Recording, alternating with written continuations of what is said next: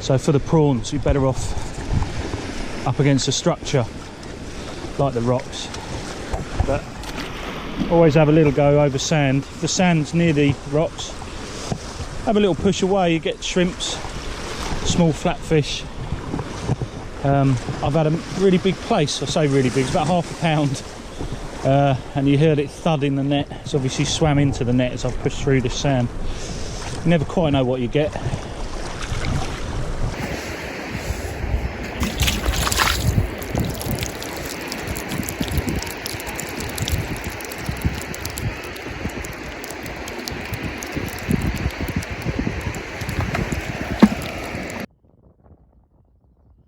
Got in this net.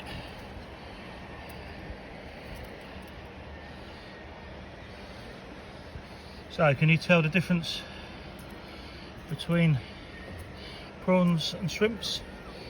Little clue is the one that's moving around is a prawn. We've only got one decent prawn in there. There's a couple of smaller ones. These other ones are shrimps. Keeping half an eye on whether there's weaver fish in here. Obviously I've got one prawn in there, leaving some crabs in there as well. So we got a fair few amount of prawns actually in the end. It's those big ones, the brooders, that we're after. In the morning sunshine, I'm finding exactly the bait that we want for those predatory bass. And what I tend to do is just put them in a bucket. Occasionally if I'm out all day I'll use an aerator in there. But just keep refreshing the water. Just about to pour some water on these as well, so they are still alive. And the water conditions have sort of been on and off really from May and June. We get this May rot, just about to see it in that picture there, but it's just clear enough to fish with the prawns today.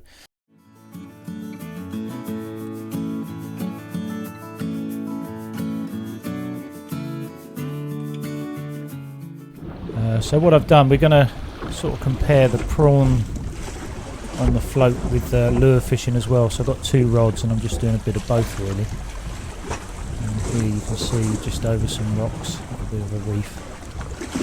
You kind of want the tide to do the work. The end of this like rocky jetty, all I've done is about 20 foot actually the drop on that prawn. And the theory being, see the end of the rod tip there, the theory is that the bass go up and down this sort of picking out the prawns, but it does take a little bit of tide to get them moving. There's something dipping down there, let's give this a go. Always do a bit better when there's some movement in the tide. Slack water never seems to do quite so well. And this is the lure. We're using some of these drift lures. We've got a giveaway of these coming up actually. Maybe in the next video I'll show you how we did with these. So we're doing partly with the lures. Obviously the lures you can get down a lot deeper. Fish bouncing it off the bottom maybe if the fish are quite low. A little bit harder with the prawn, but we're in. And we're in on the lure. What I've done is I've put this lure on the bottom of a mackerel, on the bottom of the mackerel feathers. I've seen a mackerel shoal out there, but this is definitely a bass coming in.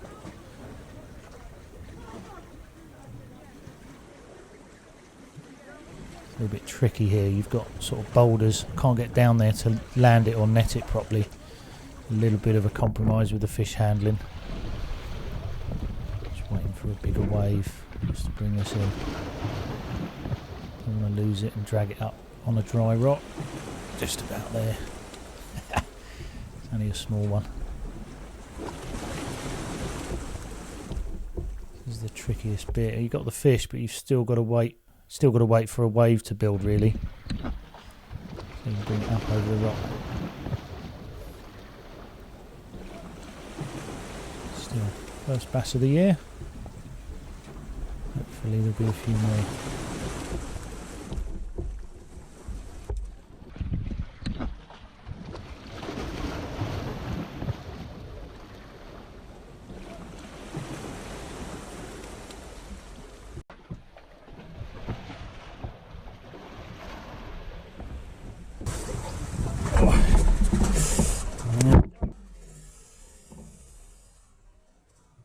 There's that lure on the feathers will eat.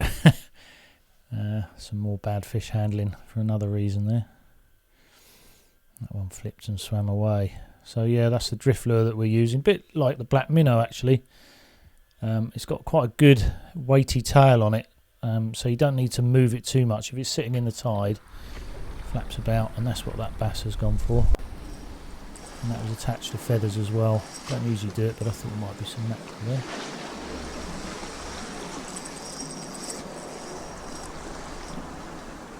And this time on a float rod. Another bass. That's 1-all. Only a small one. There's a feel of fish on the line, isn't it? We're going to put this one back. He's under the 42 centimetres.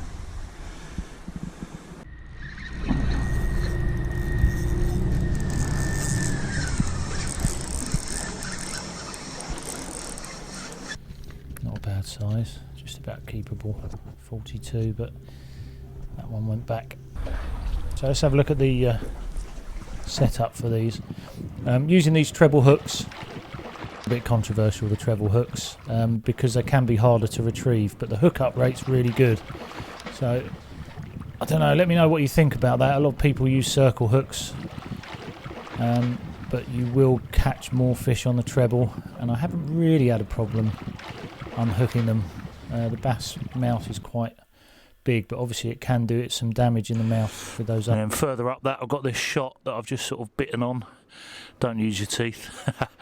And that obviously weights the prawn down. I tried to keep that a little bit further away from the hook point itself, because I think it might put the fish off, but that's it really. And I've been using these bubble floats. They're okay, they're alright, they're a good second best really. I prefer the cigar floats. These are quite hard to see, but I use them as floating bubble floats and then run the line through them. So regardless of what float you use, have the stop knot at the top, and then attach a bead. This is on the fluorocarbon part of the line, and then a running weight swivel into the fluoro and then the hook.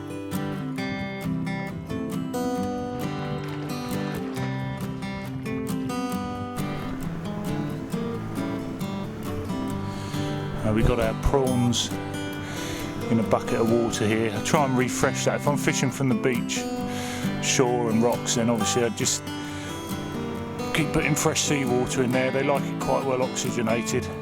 Can bring a little aerator with you as well if you're going to be there for a while, particularly with less water in there. And there they are. On this float rod today, unlike the lure rod, I'm just using a real cheapie. Just seeing how long this will last, and then I'm using line, then I'm using monofilament line. That's this brand here. I really recommend it actually. It's a thinner diameter line than we used to have in the 90s for the breaking strain. And yeah, that's it. Let's stick a prawn on. Any smaller with these hooks with this size prawn, so you match the treble to the size of the hook.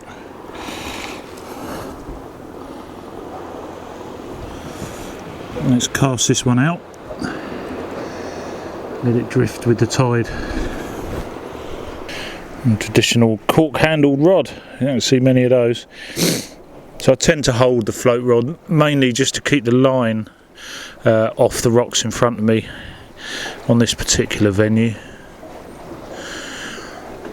It's nice that this water's cleared up. We get a lot of gully water here. Well, I've just been smashed off.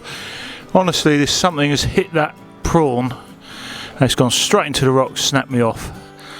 Too busy messing around with the camera, and I'm actually shaking here because down there was something really decent. Damn it.